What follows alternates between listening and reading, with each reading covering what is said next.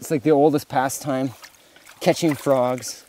It's all the way down here in southern Ontario, and it's all the way up to Hudson's Bay. They're really hardy, tough. Its defense mechanism is it pees on you when you pick it up. How am I different from explorers a couple hundred years ago? Well, in some ways I'm very similar. I try to do the exact same thing exploration has always been about since the time of Marco Polo, which is traveling to a new or unfamiliar place far from your home, and then reporting back on what you find.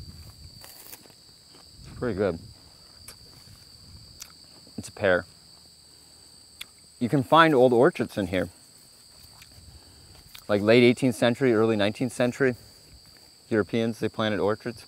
So exploration has always been a two-step process. It's as much about the physical journey to some distant place as it's about, publishing or disseminating that new information. Without both those steps, you're not really an explorer, you're just an adventurer. An adventurer goes out and does something, and sometimes I just like doing adventures for the fun of it. I'll come into the woods and I never do anything more with it. But an expedition has some sort of reporting component to it. It's like journalism in that sense. You have to report back on what you're doing. It's like a giant mural on the wall, I kind of think of it. Every explorer is a contributing artist. They're painting a little more of the broad picture of geography in the widest sense of the word. So most of that mural in the year 2015 has been completed. We've got all the big brush strokes. We've just got a little bit of detail here and there on the edges. That's kind of what I'm doing. I'm adding a little more detail here and there with my reports, my photographs, my video footage, and that sort of thing.